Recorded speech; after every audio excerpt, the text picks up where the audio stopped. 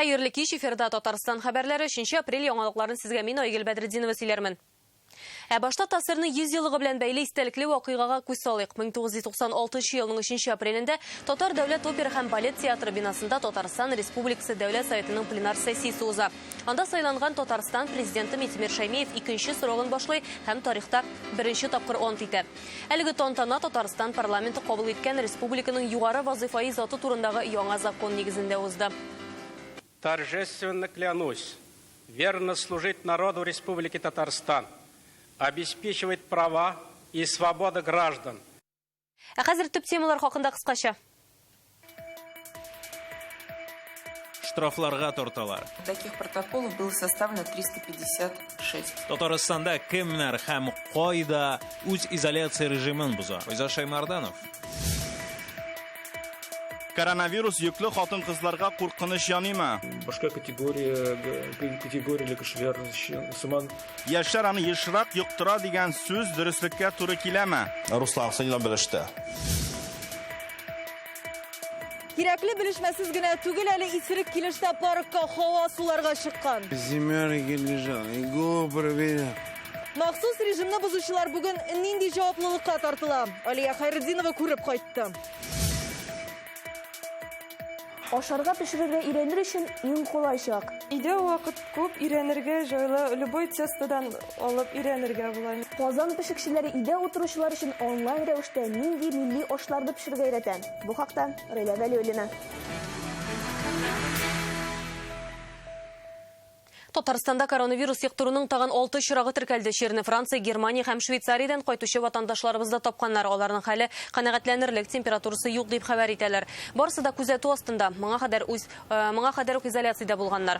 Роспотребнадзор мәгълүматы буенча, Россиядә исә коронавирус йоктыруның 601 яңа чирагы теркәлде. Хәзер илдә 4149 кеше әлеге чир белән авырый. 281 авыру вирустан дәвалана. 34 кеше үлә. Дөньяда вәзгыять тагын да катлаулырак. Бүген инде коронавируслы кешеләр саны миллионнан артып китте.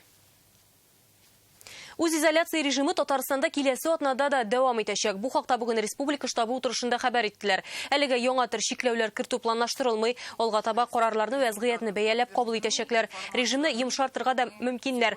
Анысы бөтен республика буенча аерым районнар эчендә каралган. Әмма моның өчен әлбәттә билгеле бер вакыт эчендә коронавирус йоктыру очраклары теркәлмәү зарур. Все необходимые ограничительные мероприятия. Республикада хәзер кертелгән чикләүләр барысы да министрлар кабинеты тарафыннан расланган. Бүгенге санитар-эпидемиологик хәлгә туры киләләр. Бүген тагын 6 кеше коронавирусны йоктырган дип теркәлде икән. Хәл яхшыра дип әйтә алмыйбыз әле. Хәзер махсус режим аркасында эшкә йөрми торган чорда Рөстәм Миңнеханов балалар бакчаларында абонент түләвен бетерүгә кушкан. Татарстан президенты хөкүмәткә биргән йөкләмәсе турында Инстаграмда хәбәр итте. Ул билгеләп үткәнчә, аңа ата-аналардан күп мөрәҗәгать килгән. Бу чорда балалар бакчалары өчен түләргә өлгерүчеләрнең барысына да яңадан исәп-хисап ясалачак дип ассызыклады Рөстәм Миңнеханов. Изоляция вакытында өйдә утырганда сораулар килеп чыккан очракта кая шалтыратырга. Рөстәм Миңнеханов үзенең Инстаграмында төгәл инструкция бирә. Әйтик, хокук бозмыйча гына ничек өйдән чыгарга, әгәр дә курку хисе тутса, республика халкына психологик ярдәм, кол үзәге белгечләре ярдәм итәчәк. Бизнеска зыян килергә мөмкин икән, эшмәкәрләр өчен аерым кайнар линия телефоны бар. Кибетләрдә кирәкле товар юк яки бәясе арткан булса, шулай ук махсус номерга шалтыратырга кирәк.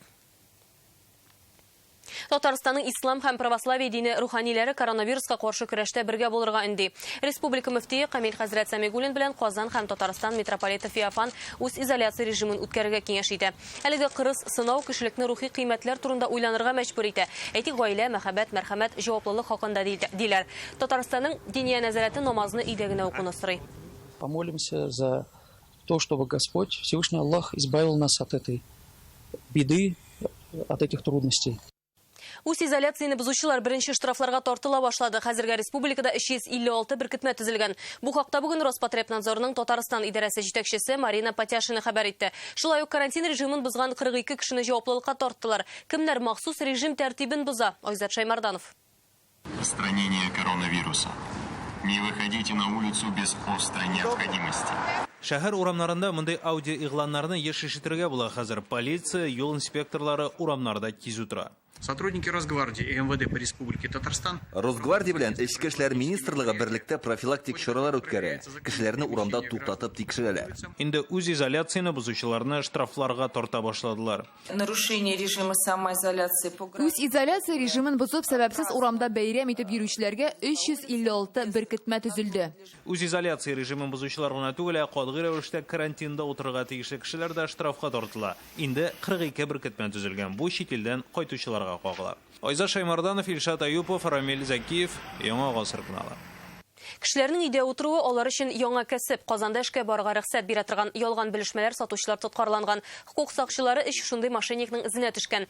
Бер белешмәне 2000 сумга сатарга теләгәннәр, заказлар социаль челтәрләр аша җыелган. Хәзерге вакытта җинаять эше кузгату турында сүз бара. У тебя печать где находится? В машине. В машине? Что еще есть в машине? Пустые бланки. Пустые бланки, да? Печать сам ставил? Да. Сколько бланков там? Я не знаю.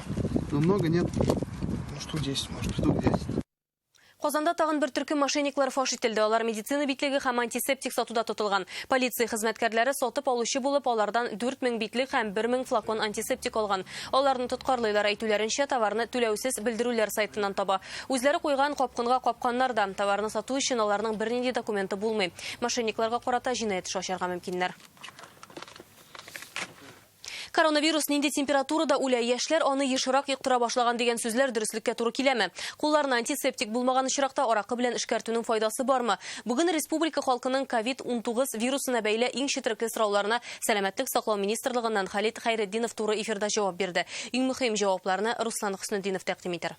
Полиция бәнүш хәерле көн, халык арасында шактый сораулар җыелды. Күпләрне вирус нинди температурада үлә дигән сорау борчый. Үлә мгновенно диярлек 70 градуста, 60 градус булса берничә минут кирәк үләргә өчен, 30 градус булганда вируснан үрчү туктый.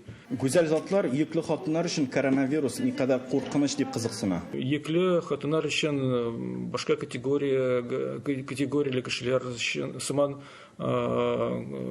куркынычы тигез дип әйтергә була.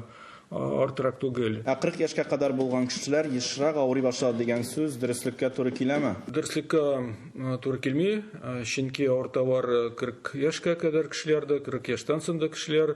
Монда нишләп шундый фараз килеп чыкты? Күп кешеләр яшьләр арасында 40 яшькә кадәр булдылар чит илләрдә. Хәзерге вакытта бөтен кешене тикшерү зарурмы? Бүгенге көндә ул зарур түгел, чөнки иң беренче чиратта кирәк тикшерергә кешеләрне коронавирус буенча тотрыксызлыгы булган илләрдән килгән кешеләрне.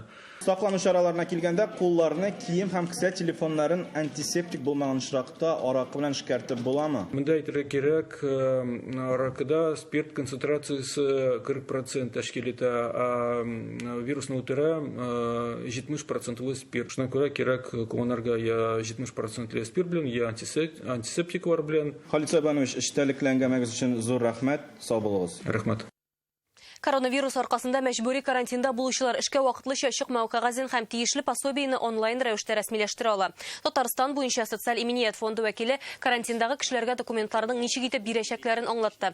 Фонд чит илләрдән кайтучыларга пособие түли башлаган инде. Ул үз изоляциядә булучыларга түләнми. Әлеге түләүләр уртача хезмәт хакына бәйле рәвештә исәпләнә. После того, как вы прибываете... Чит илдән кайткан кешегә җәяү бер каяда барырга кирәкми. Чит илдән кайтуыгызны раслаган барлык документларны теркәп электрон гариза җибәрә аласыз. Шул көннән башлап эшкә яраксыз кәгазе электрон рәвештә рәсмиләштерелә. Татарстанда моның белән Казанның 18нче сырхауханәсе шөгыльләнә. СМС рөхсәт алу сервисының кайнар линиясенә соңгы 2 көндә 3000ннан артык кеше шалтырата. Күпләрне дачага бару кызыксындыра, икенчеләрнең дару алып кайтуга бәйле соравы бар.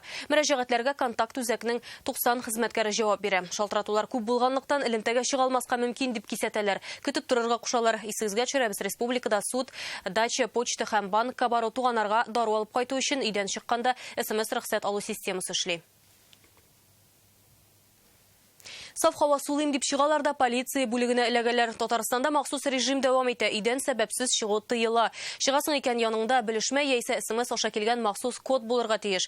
Парклар дөрестән дә тынып калдымы ни өчен? Горький Әмәт паркында йөрүчеләргә ашыгыч ярдәм үк кирәк булды. Алия Хайретдинова күреп кайтты. Здравствуйте. Скажите, пожалуйста, что вы сегодня делаете в парке? Я прохожу через парк. А вы работаете где-то? У вас дорога? Да, дорога через парк. Илшат Файзрахманов эшкә түгел, банкка бара икән, әмма ул законны бозмый, өйдән махсус рөхсәт алып чыккан. Инде күп тапкыр кулландыгызмы соң инде менә? Күп кулланып ул бит аны көнгә 2 тапкыр гына. Шулай да өйдә утыру режимын бозучылар да озак көттермәде. Парк сугмагында полиция хезмәткәрләре 2 егетне туктата. Ведет меня. Понятно, вы же находитесь на территории карантина. Извините, я вот не знаю. Берсе башындагы ярасын күрсәтә, травматология пунктыннан кайтуын аңлата. Хәлем авыр булгач, дустыма дәштем ди. Әмма хастаханәдән белешмәләре юк булып чыга. Ярасының да күптәнге икәне көн кебек ачык.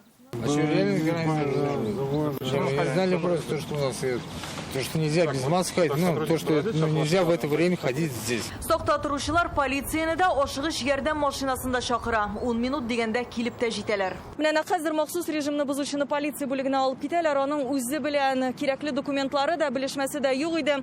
Хәзер инде ул статья буенча җаваплылыкка тартылачак.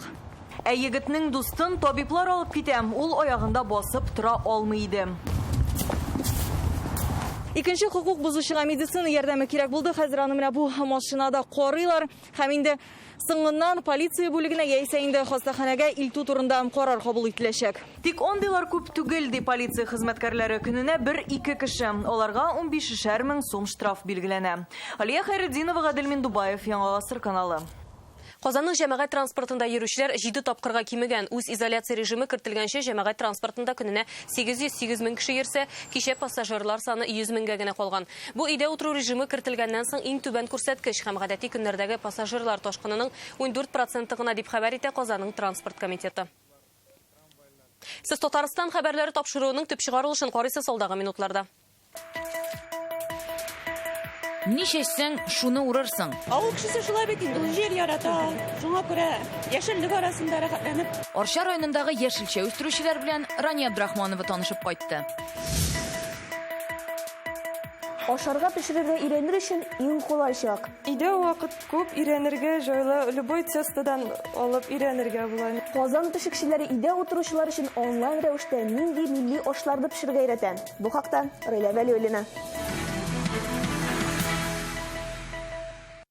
Килеп туган вәзгыятьтә туристлык бизнесын ничек саклап калырга бу хакта бүгін Татарстан президенты Рөстәм Миңнеханов әлеге тармак вәкилләре белән онлайн очрашуда сөйләште. Аның белән туры элемтәдә Казан һәм Яршаллыдагы кунакханәләр хезмәткәрләре онлайнда аларның сорауларына туризм буенча федераль агентлык җитәкчесе Зарина Дагузова да җавап бирде.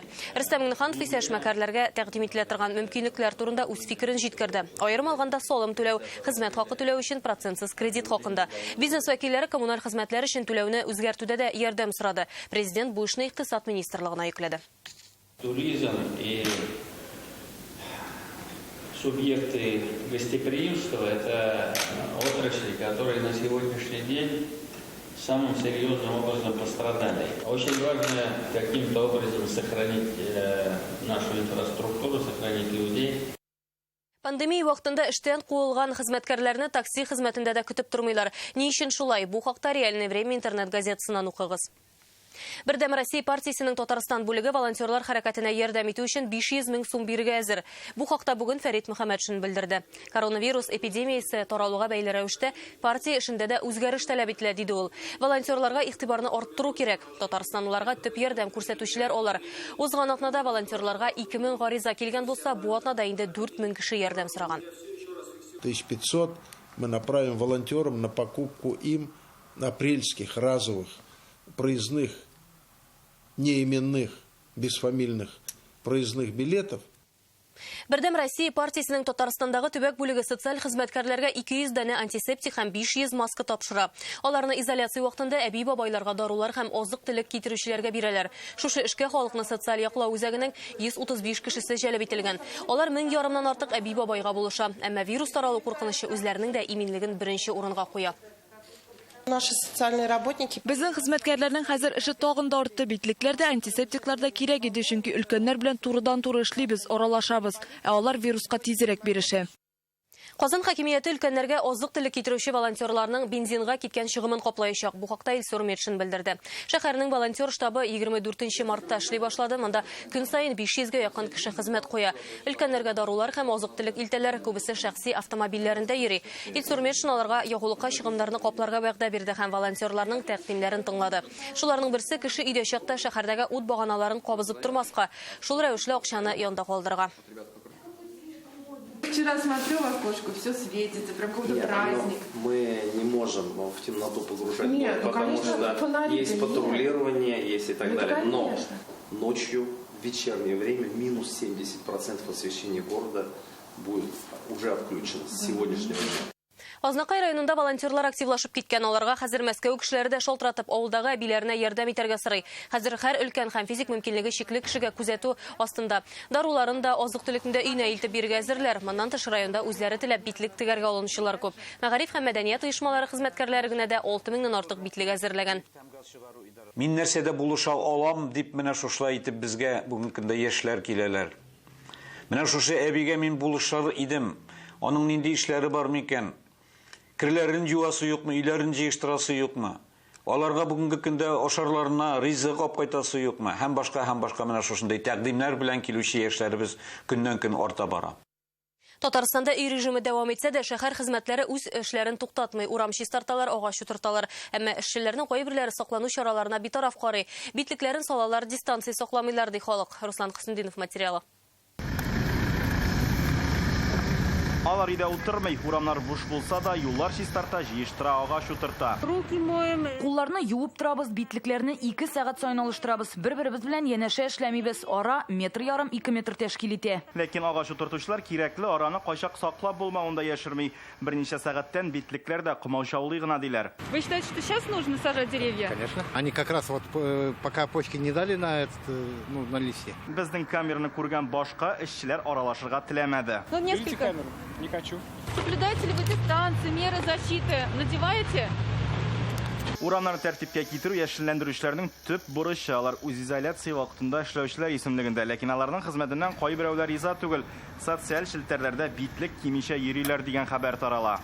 Дистанция сакланмый, шундый хәл атна башында Кызыл Какшай урамын чистартканда кабатланган иде. Агач утырту белән мәш килүче хатын-кызларның берсендә дә битлек юк иде. Карап торышка гади генә кагыйдәләр. Мондый очракта контрольне күчәйтергә мәҗбүрләр. Контроль за ними установлен. Аларны предприятие җитәкчеләре дә, башкарма комитет хезмәткәрләре дә тикшереп тора. Эшчеләр битлек кими, истегә сылтыйлар. Без моның белән даими эшлибез, сөйләшәбез. Казан халкы эшчеләргә рәхмәтле. Илдә катлаулы вазгыять барган чорда алар үз эшләрен башкара. Янәшәдә матурлык тудыра. Деревья должны быть зелеными, свежими. Ну, чистота нужна, конечно. Хәзер күпчелек халык өйдә тиздән яфрак ярган агачларны тәрәзәдән булса да күреп булачак. Руслан Хусындинов, Ринат Сафин, Яңа гасыр каналы.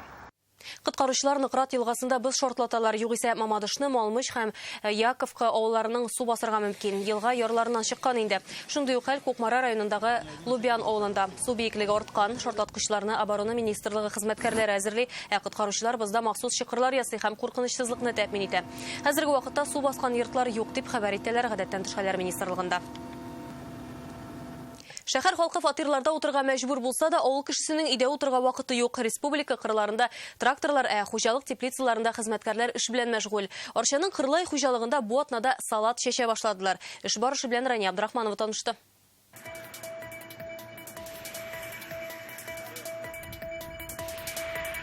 Безнең теплица мәше котельнидан башлана инде.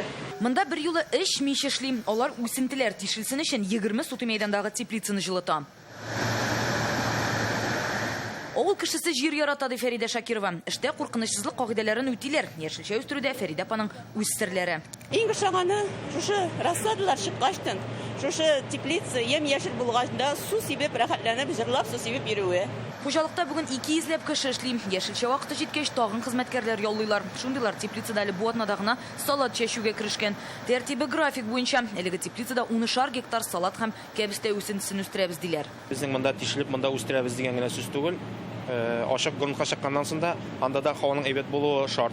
Чөнки теплицада берне нәрсә дисәң үстерергә була әле. Һава шартлары тышка чыккач бездән генә тормый. Салат үзенең башлангычын менә шушында ала. Башта әлеге аппаратка орлыкларны салалар һәм менә булай бутыйлар. һәр тишектә берәр орлык булырга тиеш. Һәм әлеге тимерне менә шушылай тартып, мондагы һәр шакмакка берәр орлык төшә. Салат һәм кәбестәдән тыш хуҗалыкта тагын ниләр үстерәләр? Язның иртә килүе яшел чәчләрнең быелгы эш тәртибенә нинди үзгәрешләр кертә? Бу хакта тулырак иртәгә адымнар тапшыруында карагыз. Арча районыннан Рания Абдрахманова, Ринат Сафин, Яңа Гасыр каналы. Я профессионал дип аталган Бөтен Россия студентлар олимпиадасының нәтиҗәләре билгеле булды. Җиңүчеләрнең берсе Казан авиация институты студенты Андрей Кузнецов. Радиотехника юнәлеше буенча иң югары күрсәткеч аныкы. Бу ярышта 68 юнәлеш буенча 4000-гә якын кеше катнаша. Җиңү яулаган студентларга магистратура яки аспирантурага кергәндә ташлама бирелә, берәр оешмада стажировка үтү мөмкинлеге дә бар. Я уже в том году участвовал. Бу олимпиадада узган елда катнашкан идем. 3нче урын алырга бер генә балл җитми калды. Быел биремнәр катлаулырак иде. Җиңү мәсьәләсенә килгәндә, үз кафедрамда инде 3 елдан артык фәнни эш алып барам. Моның әлбәттә ярдәме тиде. Хәзер өйдә утырган килешкене чүчмак, кыстыбый һәм башка милли ашларны пешерергә өйрәнергә була. Казанның иң оста пешекчеләре туры эфирга чыга. Визит Татарстан бренды һәм республиканың рестораннар берлеге үз-үзеңне изоляцияләү вакытында әнә шундый проект башлап җибәргән. Онлайн дәрескә Райля Вәлиуллина да кушылды. Сегодня, друзья, мы с вами будем готовить зур-бәлеш из говядины. Бәрәңге, ит, суган һәм йомырка зур-бәлеш өчен кирәкле азык-төлекне пешекче генә түгел, туры эфирны караучылар да әзерләп куйган. Милли ашны бергәләп онлайн рәвештә пешерәләр. Туры эфирга керүчеләр саны минут саен арта. Мондый мастер-классларның иң зур плюсы пешерү вакытында туган сорауларны пешекчегә шундук биреп була, җавап үзен көттермәячәк. Какой температуры должен быть кефир? Комнатный, холодный, только что из холодильника или все равно? Кефир должен быть комнатной температуры. Сорауларга җавап бирә 5 минутта үтми, камыр инде әзер ишлекне салып бәлешнең өстен матурлыйсы гына кала. Мондый бизәкләрне һәркем ясый ала ди Чулпан. Өйдә вакыт күп, өйрәнергә җайлы, любой тестодан алып өйрәнергә була, ничек ясарга. Барып чыгам, ул син барып чыкмаса яңаны бетереп яңадан эшләргә. Өйдә утыручылар өчен шундый онлайн дәресләрне республиканың рестораннар берлеге һәм Визит Татарстан бренды үткәрә. Безусловно, кем нәрсә белән кызыксына, барысында күзәтеп барабыз. Иң күп караучылар әлбәттә Татарстан кешеләре. Шулай ук Идел буе федераль округы, Мәскәү, Санкт-Петербург кешеләре дә туры эфирларны карый. И у нас получилась вот такая красота. Мондый мастер-классларның бердән-бер кимчелеге бар. Интернет аша ризыкның хуш исен җиткереп булмый. Үзең пешерсәң генә. Чиратта президент эш пешмаклары Визит Татарстан аккаунтындагы алдагы мастер-класска иртәгә көндезге сәгать 12-дә кушылырга мөмкин. Райля Вәлиуллина, Марат Зайдуллин, Яңа Гасыр каналы. Коронавирус аркасында бушап калган шәһәр урамнарына бөтен дөньяда кыргый хайваннар чыга башлаган. Таиланд халкы әйтик шәһәр эчендә маймыл көтүен төшергән. Туристлар агымы кимегәч, монда хайваннарны ашатучы юк. Шуңа алар үзләре ризык эзләргә мәҗбүр. Флоридадагы менә бу маймылга исә азык эзләргә кирәкми, ул зоопаркта яши. Бар эше кул юу һәм коронавирус таралган вакытта кешегә дә кулларны дөрес итеп юарга өйрәтү. Англия шәһәрләрен кыргый тау кәҗәләре басып алган. Алар чәчәкләрне тапты, агач кайрыларын кимерә, йортларның ишегалларында ята. Ни өчен татар мәктәбен тәмамлаган укучылар БДИны татарча бирми? Татарстан нинди ялгышлыклар җибәрде? Кым сәгате тапшыруын якшәмбе 16 сәгатьтә карарга унытмагыз. Шушы бергә каты иттереп көрәшү җитмәде безнең вакытында. Олы итеп тавыш чыгарга кирәк иде. Әлегә шундый яңалыклар иде, кичләрегез матур үтсен, исән-имин булыгыз.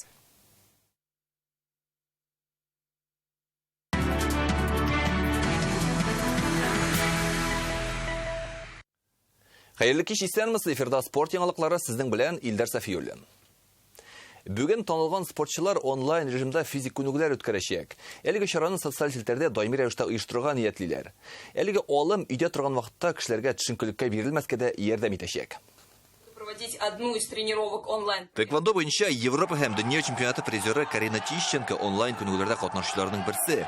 Даими рәвештә спорт белән шөгыльләнеп, ярышларда катнашкан егет-кызлар өчен бу гадәти булмаган хәл. Активным людям, спортсменам очень непросто. Актив кешеләргә, спортчыларга мондый шартларда җиңел түгел. Чыгып та булмый, күнегүләр ясар өчен спорт заллары да ябык, әмма ияләшергә кирәк. Мондый проектны мин бик тә хуплыйм. Үзеңнең тәҗрибәң белән уртаклашып була. Шул ук вакытта башкалардан да нәрсәгәдер өйрәнергә мөмкин дигән сүз. Акцияны татар спортчылары да хуплый. Олар арасында Россия чемпионы һәм универсиада ярышлары җиңүчесе Рамил Гайсин, самбо буенча Европа чемпионы Альберт Шәңгәрәев та бар. Бу идея узган атнада башыма килде. Берничә көн эчендә без аны тормышка ашырдык, спортчылар белән сөйләштек. Бу һәр кемгә дә кызык булыр дип уйлыйм. Күнегүне Россиянең атказанган спорт стасы фехтование буенча Олимпия уеннары призеры Камила Гафурҗанова башлап җибәрә. Чарага Лос-Анджелес, Мәскәү, Красноярск, Казан, Уфа һәм Татарстанның шәһәр районнарында кушыла. Рубин футбол командасының клуб базасындагы аерым күнегүләрдә ахырына якынлашты. Футболчыларны 30 апрельгә кадәр өйләренә кайтарып җибәрделәр. Һәр спортчының шәхси программасы бар. Алар хәзер өйдәге шартларда шөгыльләнәчәк. Бүгенге вазият белән бәйле чемпионатның гомумән булмауда билгеле түгел. Һәркем җаваплылыкны тоеп, үзенә һәм якыннарына карата игътибарлы булырга тиеш. Хәзер хоккей турында мәгълүмат. Адмирал хоккей клубы киләсе сезонда континенталь хоккей лигасында чыгыш ясамаячак. Коронавирус белән бәйле Приморье краендагы профессиональ командаларның киләсе сезонда ярышларда катнашмавын белдерделәр. Аларга дигән финанслар коронавируска каршы көрәшүгә юнәлдереләчәк. Җанатарлар Адмирал хоккей клубының КХЛдагы уеннарын 1 елдан Фетисов-аренада тамаша кылып булыр дип өметләнә.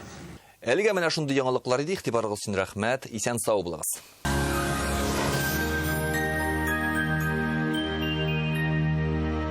Исәнмесез, хөрмәтле телевизор караучылар, эфирда һава торышы чыгарылышы.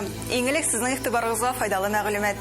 Күптәннән яңа аш бүлмәсе алырга телисезме? Сыйфатлы өстәвенә 20% ташламалы аш бүлмәсе кирәк булса, Данил Мастерга шалтыратыгыз. Төгәлрәк мәгълүмат daniel-master.rf сайтында. Яндекс погода мәгълүматы буенча көньяк көнчыгышта алмашынучан болытлы һава 12 градуска кадәр җылы. Республикабызда бу көннәрдә уңай һава торышы саклана. Кайбер районнарда бераз яңгыр явачак. Температура урыны белән 17 градуска җитә. Дөнья көнчыгышта көндез плюс 14 градус. Татарстанның төньягы Әгерҗе, Мензелә-Мензелеевскида явым-төшемнәр көтелми, җил көнбатыштан уртача тизлектә исә. Бу атна җылы көннәр белән тәмамлана, киләсе атнадан кабат суыта ди фаразлы синоптиклар. Төньяк көнбатыш Арча, Кукмара, Балтачта иртән яңгыр явуы ихтимал, температура плюс 14 градус. Көньяк көнбатыш Болгар, Буа, Чүпрәлдә көн җылы һәм аз болытлы булачак. Татарстанның үзәк районнары Чистай, Әлмәт, Мамадышта болытлы һава, температура шулай ук плюс 14 градуска кадәр. Халык сынамышларына ышансак, язгы беренче күкрәүдән соң һава торышы җәйгә авыша башлый диләр. Башкалабыз Казанда явым-төшемнәр көтелми, 15 градуска кадәр җылы. Көньяк көнбатыштан уртача тизлектә җил. Атмосфера басымы терекемеш баганасының 754 мм тәшкил итә, һаваның чагыштырмача дымлылыгы 44%. Җирнең магнит кары тыныч. Бүгенгә менә шулар, күңелле яллар телим сезгә. Исән-мин булыгыз.